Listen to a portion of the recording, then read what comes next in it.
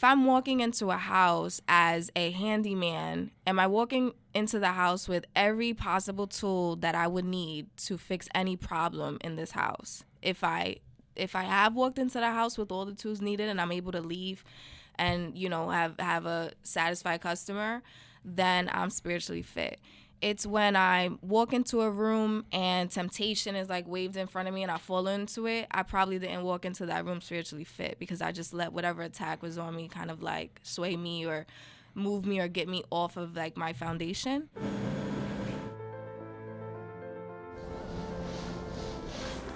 What's going on, Stay the Course podcast listeners? Sometimes when you put your vision out there, it may seem crazy.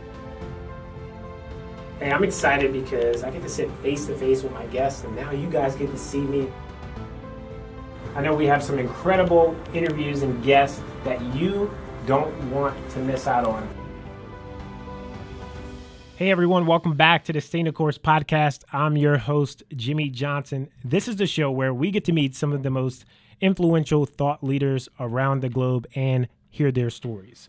My hope is that people are inspired, uplifted, and motivated to not only discover their God-given purpose, but to make a difference on this earth. And on today's show, I'm excited to talk with Corvaya Jeffries. She's a multimedia journalist and currently serves as a digital content strategist for Gannett. It's the largest newspaper publisher in the country. And Corvaya is based here in Florida, but her stories can be read all over the country, which is pretty cool. When Corvaya's not in the newsroom, she's actually curating the next collection of her timeless and vintage jewelry pieces for shopcarmenofficial.com. You can see some of her product right here. Yep. And my wife loves her jewelry. In fact, she loves the Josefina statement earrings. Yes. Earlier, I said Josephina, of course. In fact, as a member of the Stay the Course podcast crew, you can enjoy 20% off any of her products by heading to her website, shopcarmenofficial.com, and typing in STCPod20 for 20% off. And remember, shopcarmenofficial.com because her pieces are, of course, timeless jewelry for women who don't go out of style. So, Corvaya, yes. It's awesome to have you on the podcast. Thank you, Jimmy. Thank you for having me. So let's get to know you. So I'm thinking back to about, I think 4 years ago is when I first met you. And it's crazy how things come full circle, right? So I was a journalist. So if you're tuning into the Stay the Course podcast for the very first time, I'm a former TV journalist, now retired. You have an incredible story. In ministry. Mm-hmm. But now I'm doing this podcast because I just can't get away from the cameras, the lights, and all of that kind of stuff. The stories. The people. But I met you about 3.5, 4 years ago, and we were covering the story of a guy by the name of Greg Bryant Jr. He was an all-star football player who was shot and killed on I-95. It's a busy interstate here in Florida. And we were standing outside as, I guess, police were doing some type of briefing.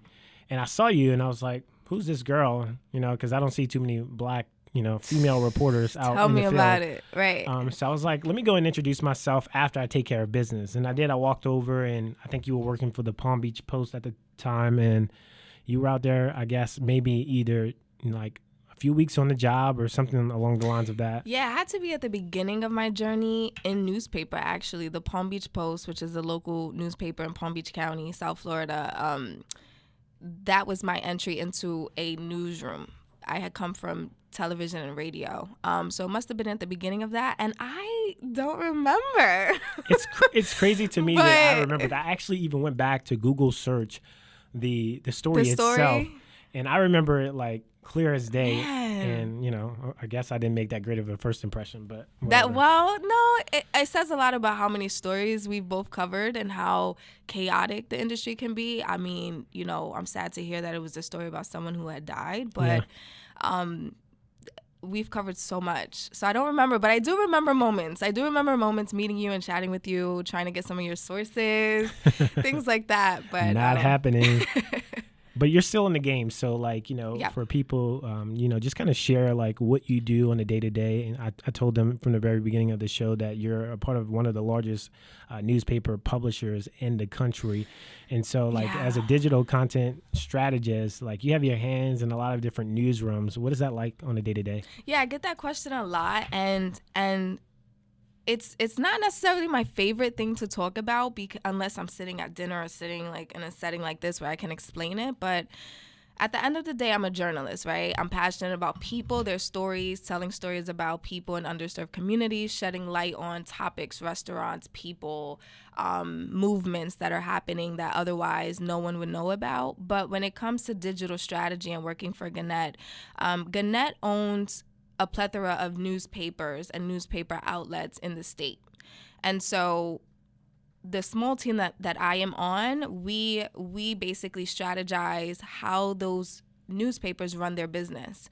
And when it comes to content, I'm a key player in that arena. So it might be anything from editing a story that reporters have sent me to then distribute to the newspapers throughout the state. It could be coming up with a plan for a newsletter launch for one of the newspapers, a training for one of the newspapers to teach them how to, optimize social media or maximize it. How to get really good at SEO, whatever they need to kind of grow their business. And really, it's our goal to create and develop products for these newspapers so that if and when, maybe I should say, the newspaper is no longer printed, they can still sustain themselves. So I'm 100% on the digital side of the newspaper business. Everyone on my team is very forward thinking, and we're strategists, so we think big picture.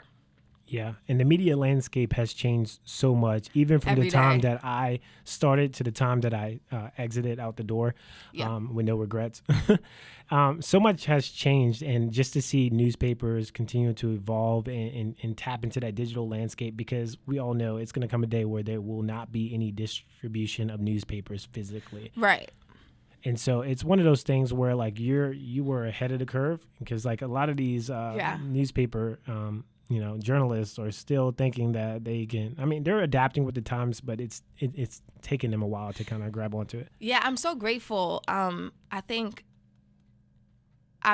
only by God's grace, but I'm so thankful that I've been able to adapt and change and be fluid in the industry, because without that, I would be stuck and find myself without a job or getting laid off. I've been able to kind of keep up with the evolution of technology, and I think that has played a big part. On top of that, when I work with veterans, I realized that the main difference between me and them, granted, I'm learning from them, they're brilliant, but the main difference between them and I is that I have a sense of grace when I'm tasked with something I've never done before. So I'm not complaining, I'm not upset, I'm not resisting it, I'm open to it. And sometimes when you catch people who've been in the industry for so long, they're resisting change, and it keeps them where they are. And so when the media and the industry evolves, it kind of leaves them behind. It's sad to see, but. Yeah. And I think that just goes into like millennials as a whole. Like, a lot of the baby boomers are like, millennials, they are entitled. They think, no one wants to stay around for a job 20 to 30 years. They're bouncing from job to job. But I just think it's a different time. It's a different time. And so the fact that we're in that generation where we're able to learn how to do the social media, the cameras, the audio, the podcast, and putting ourselves out there and willing to learn and fail at different things is awesome. Absolutely. I will say what intrigued me most about just having the opportunity to chat with you would be the fact that you talked about, while you're still in this media climate, that you made it your intention to create a job description for yourself. And I know in the media world, it's sort of black and white, right? Right. For me as a news reporter, it was just simply you go out there, gather the news, pitch a story. If we want to cover the story, then we'll cover the story. If we don't, we don't. And so how did you go about creating that job description for yourself? And I know you said you were in TV, now you're in the digital landscape of the medium. How did you go about doing that? Yeah, that is a great question. When it came to, it really boiled down to knowing myself and self-awareness. So I'm right now 10 years into the media industry, and I've learned so much. Like I said, I've been fluid, so I've worked with many different people and been in and out of many different departments. And I got to a place in my life, separate from my career, where I had clarity. I had vision for what type of life I wanted to live, what type of woman I was becoming, what type of person I wanted to be.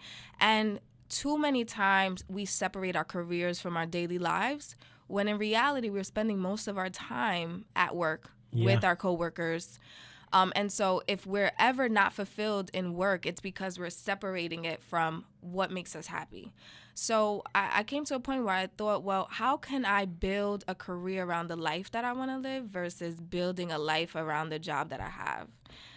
That's so good. Yeah, and so I got to CNN, which was something I had worked for and dreamt about and prayed for since I was a little girl. So I finally get there, and it was a testament to how hard I've worked, the relationships that I've built and maintained, my skill set. But I was not 100% fulfilled, and it was not what I may have expected. And it was because I was trying to fit myself into a role or a box that I just did not fit in. And so instead of pushing through that and just saying, well, it's CNN, it's my new job, I'm going to tough it out, I sat down with myself. And when I say sat down with myself, I'm talking about like I lit incense, I prayed, I'm in my apartment, I set up my whole environment, and I wrote down questions. I wrote down in this role that I'm going to be in and where I'm going to spend most of my time and make a living, who am I having lunch with on Mondays? What does Wednesday look like? How am I wrapping up my week? Who am I answering to? Who's answering to me? What kind of conversations am I having in what rooms? And when I wrote all those answers down, I then literally wrote out a job title, an objective for this particular role, the requirements of someone in this position, what the daily activities would be for someone in this position, and that was kind of like my mood board for what type of job I wanted. It just so happened that when I started looking for other roles and looking for work, there was an opening, and in that opening, that job description overlapped. Some of the key points in that job description overlapped with my description. So I sat down with my now manager and said, hey, this is the vision I have for my future. And because she's a great manager and because she wants the best of the best on her team, she met me in the middle. And so a lot of what I dreamt up became my reality. And I think some people are sometimes fearful to dream what their ultimate job description for themselves is, because they're so confined to what this job description on a website says. And, Right. I think you're setting yourself for a low bar, Right. where you can like do what you did. Like, I wish I would have done what you did, because sometimes we just get pigeonholed into, okay, well, this is what the job description is, but I really don't like 75% of the job, but I like the other 25. Right. Like, or you might just like the perks. But here's the thing. You have to, it's a self thing. It's not even a career thing. It's a self thing. You have to be really aware of who you are and really try to move in the direction of what makes you happy and what fulfills you in every area of your life, your relationships, your career, the way you eat, the way you look, everything. And when you get that self-awareness, then you have to delete or like get rid of everything and every person and every environment, every feeling that's telling you cannot do something. And working in the news industry, I have to be honest, you get told no a lot. As a reporter, I got told no so many times, when I was pitching a story, when I had these wild ideas, it was kind of like, no, traditionally that's not what we do. And so when I created this job description and I dreamt up this title, I realized that it was something that didn't exist. And I had to kind of like say, I'm only going to accept this, or I'm going to figure something else out. I was not going to settle for a position that didn't fit who Corvaya was. Super bold. I mean, at that point, I was about 8.5 years into my industry, and I was really willing to risk it all. And it played out well for me. So. And so how did you go about navigating that? I mean, obviously you compiled a list of, okay, this is what I envision as the, creating a job description for myself that I would be willing to accept. and then there's the job description that they're looking for. So how do you walk into an employer and say, hey, this is what I want to do with my life, and can you guys fit me in? Right, man, you need, when I mentor women, I say this all the time, you need confidence, number one, but you have to believe in your skills and your efforts. And if you don't believe in your skills, it says that you're not working hard enough to develop them. But if you put in time and sweat, into developing your skills and recognizing what your purpose is and kind of discovering what your God-given gifts are, then when you go into an interview or you're in front of an employer, you're more so interviewing them to see if they're a good fit for you and where you're headed in your life versus can I just am I good enough to have this job? It's like, are they good enough to house you, to pay you, to take your ideas, take the credit for your ideas. And I know a lot of people say millennials feel entitled and they are, I don't know, they're they want to charge for everything and they see their value as, they kind of like magnify their value. But when you work as hard as I do, I think that you are allowed to walk into an interview and say exactly what you want. And let somebody tell you no, and then come up with, a place where you can meet in the middle, just as if you're buying a car. If you can negotiate on a deal or something that you're purchasing, you should definitely be negotiating when it comes to where you're spending Monday through Friday, 9 to 5, 9 to 7. For us, it was like 10-hour days sometimes. So that's just my take on it. And I really encourage and empower everyone to sit down and take the time to execute an activity that takes you outside of yourself and kind of looks at your life from an aerial perspective to say, okay, this is where I am now. This is where I want to be. How do I get there? Yeah. And I think, if you don't value yourself, then how will anyone else value you, right? Absolutely. So, people are attracted to value. And if you, don't exude that value, then they're like, well, if they don't value themselves, then I'll just give them what I can pay them and I'll tell them what I can tell them. And if they accept it, they accept it. And if not, but when you walk in a room and you command a presence and you say, hey, I'm interviewing you because I can take this job, but I don't have to take this job, Right. Not in an arrogant way, but in a I can serve you and I'm going to show you how I can serve you and bring value to your company or bring value to your life. And you can decide what you're going to do with that. Whatever way you decide to go, I'm going to be okay. And you have to really believe that you are going to be okay, regardless of what rejection comes at you. So career-wise, let me just throw this in there. So I tell women I mentor a few crazy things. And if they're crazy enough to listen to me, then they do exceptionally well. But I would say that when you walk into an interview, wear a royal blue suit, wear a hot pink sweater, wear, if it's a man, wear a metallic jacket, wear whatever you would wear if you're going to dinner with a really good friend to a nice place. You know what I mean?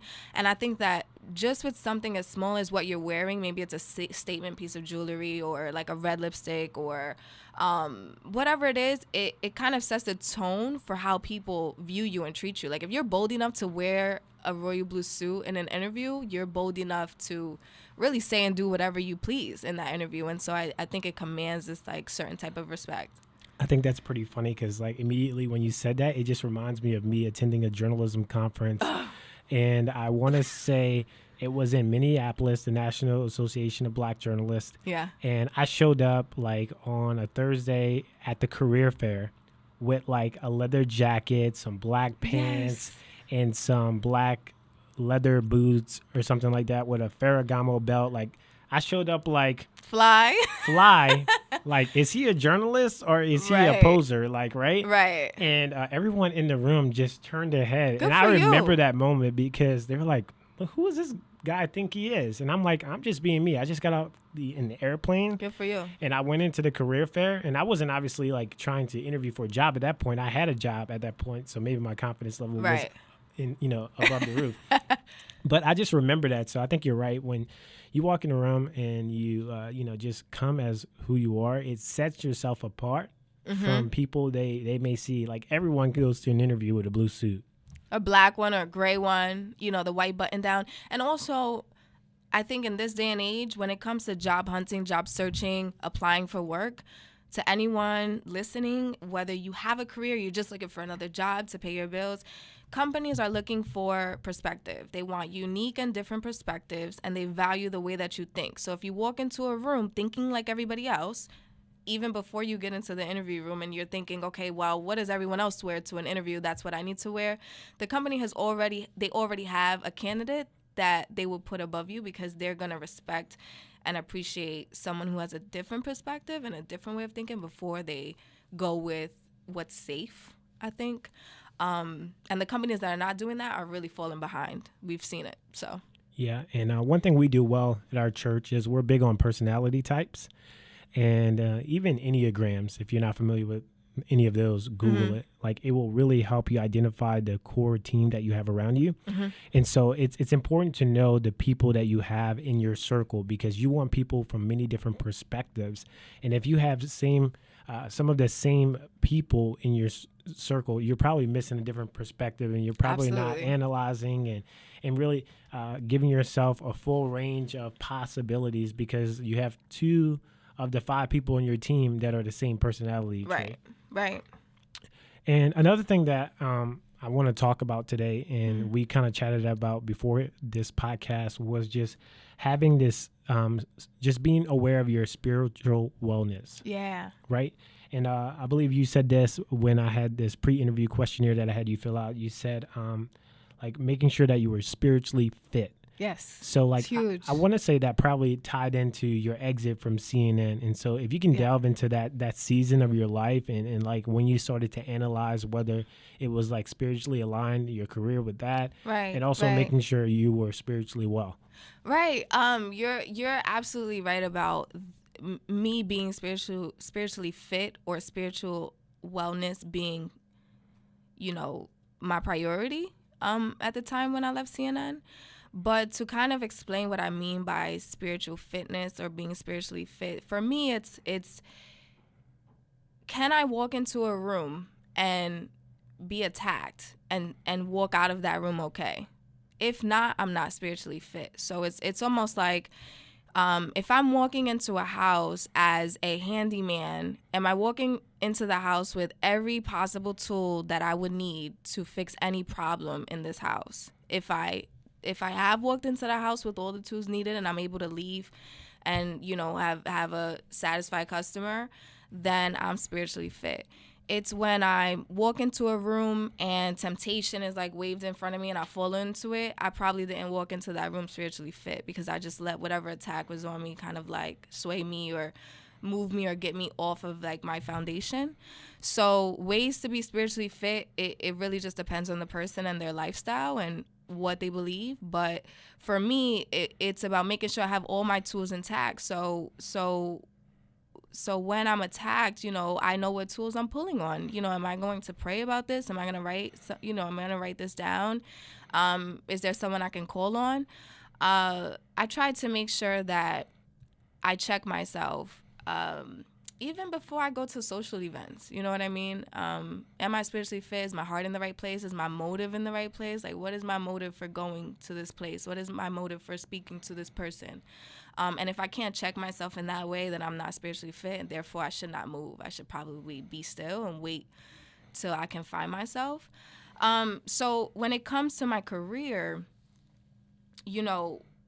I would walk into CNN. Granted, I've been so grateful for that opportunity. I learned so much in the months that I was at CNN. And I just want to give some context. We're not bashing CNN by any means. We're not.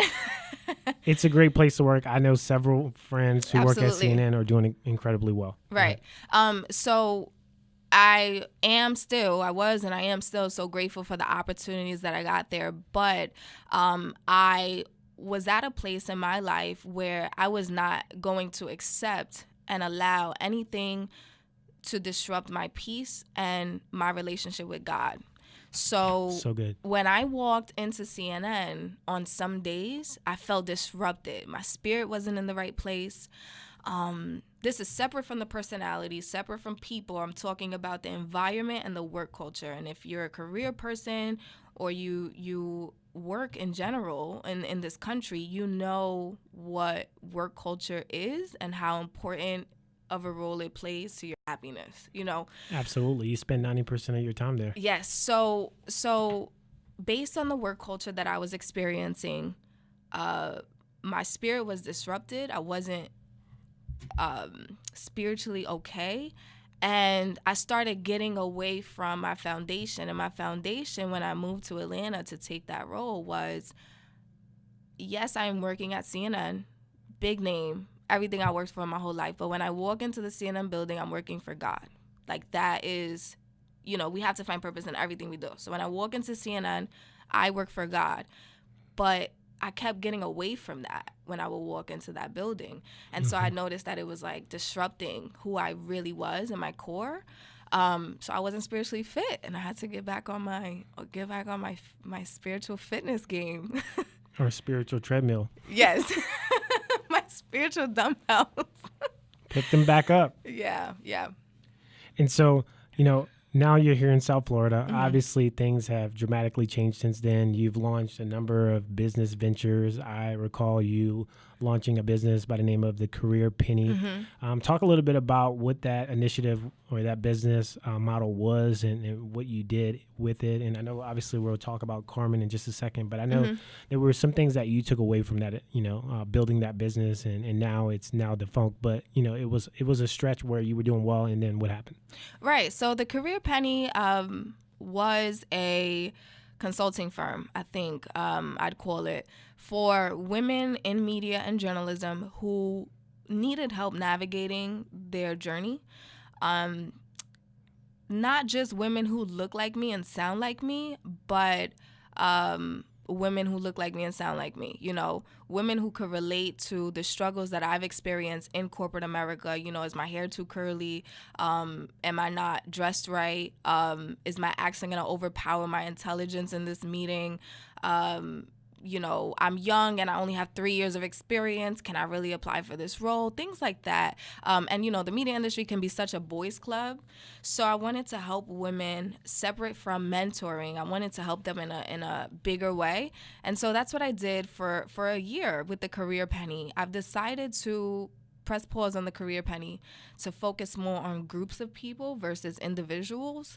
I noticed that a lot of the clients I was having were having the same career struggles. They were overworked and underpaid. So number one, they couldn't really pay me, and I still helped them. And two, because they were overworked, they almost never had the time or made the time to figure out who they were. And so it's difficult for a coach or a mentor to help you if you don't have an idea of who you are and what direction you want your life to go. So I saw a lot of women who just prioritize their work in the industry so much that they lost sight of who they were. And so then it became like life coaching. So I wanted to press pause on that and figure out how, and I'm still figuring this out, figure out how can I help more women in the industry in a bigger way, achieve their goals, and like I mentioned earlier, build careers around the lives that they want to live versus building, their life around the jobs that they have. And I haven't figured that out yet. So that was the Career Penny, and we'll see what the future holds. And I know, just having a background in TV news and just journalism as a whole, it's extremely difficult for women because, women are criticized by the way they look, their weight. Yep. Obviously all journalists are, they critique, your voice. I mean, everything about you, what you wear, how you wear your hair. Yeah. Or is she pregnant again? Like, Right. the list goes on and on for women, but I have noticed a shift in times now, Right. but it still is extremely difficult for those trying to break into business for the very first time. So, I mean, I commend you for, trying to assist those young ladies because it is difficult. I remember having conversations with mentors, but I think men do have a tremendous advantage, even with the pay scales, still to this day. Right. in the journalism industry. So I believe that's still a need. Just finding a way to meet that need is Yes. sometimes always the difficult. It can't just be, consulting, call me if you need help or set something up. A lot of people don't even recognize what their pain points are in the industry or where they need help. So we'll see. I'm excited about, continuing to help people, number one, do what I've done, but two, figure out, help them figure out what their superpower is and how they're going to take that and use that to grow in the industry and not be confined to like what corporate America tells you need to do or what, the journalism industry looked like 20 years ago. You having to fit that mold. So we'll see. Well, Corvaya, you obviously have Carmen, the jewelry line that many people are seeing sitting here on the table. Yep. Beautiful. Which I'm wearing also. Nice. Yes. So, how did you birth this business? And, what was your inspiration behind it? Yeah. So Carmen was a passion project for me when I was working at CNN in Atlanta. I needed a creative outlet. I needed, I've always been a creative thinker. It served me well in the industry. But I needed something separate from work, my day-to-day, that I could get my hands on and do, something that inspired me, that was a creative outlet for me. And on top of that, when I started Carmen, I had just lost my godmother, Karen. Karen died to kidney and liver failure in her mid-50s, very young. But she is essentially my mother's best friend who helped and aided my mother in raising me. So we were very, very close. And this had been the second woman very close to me that I had lost by death.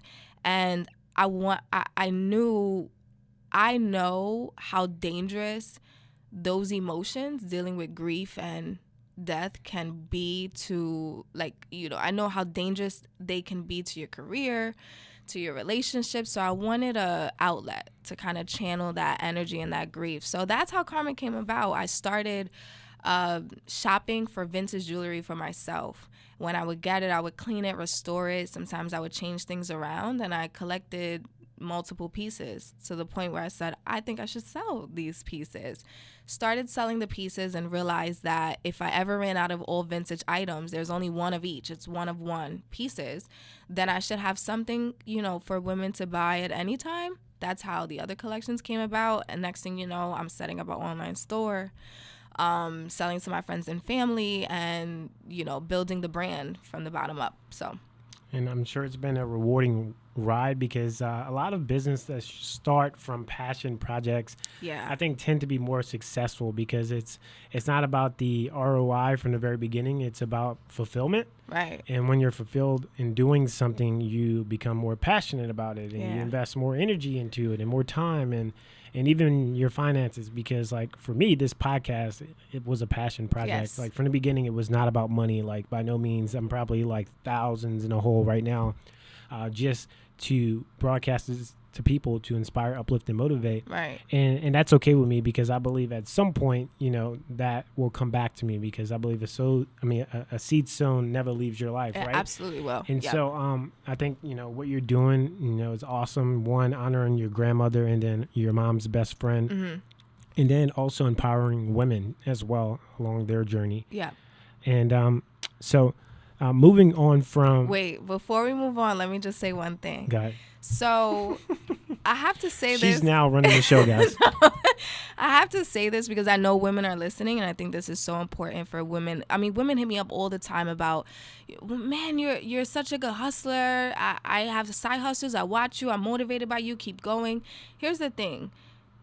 Carmen, this jewelry, collection for me is fun. And it will remain that way. When it's no longer fun, I am no longer doing what I'm supposed to be doing.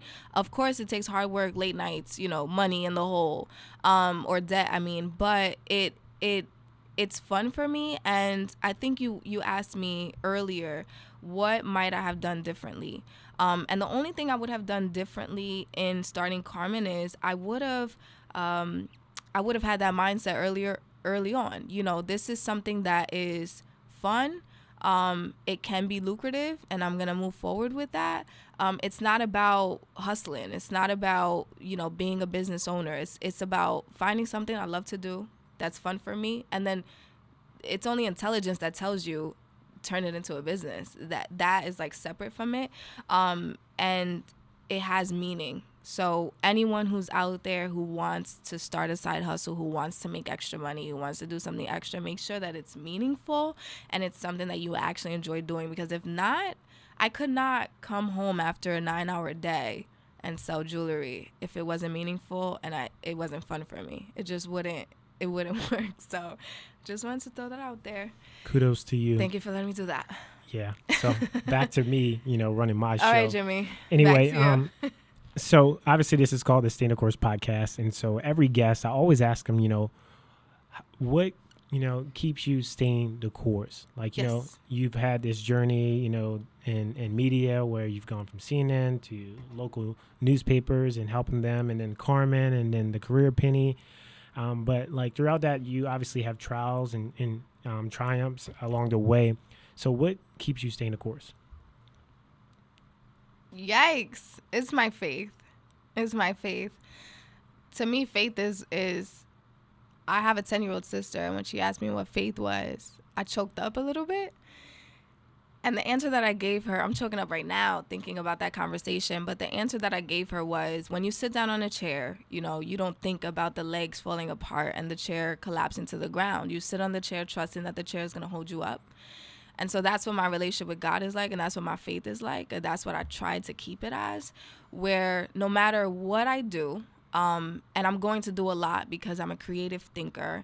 I'm a creative spirit. I'm a free spirit. I'm a woman. I'm a woman from Hoboken, New Jersey. I was born to a Latin. Where's that? North Jersey. I was born to a Latin mom and Black father. There are so many different levels and layers to me that every day I'm going to be exploring who I am, which means I'm going to try many things and fail at them. And the number one way to deal with failure is to have faith. And so my faith keeps me staying the course. And I believe for me, staying the course in my life means when I fall down or when I fail at something or when I try something and it's not working, or when I change, when I have an interest in one thing and then 2 years later I find that I'm not interested anymore, I honor that.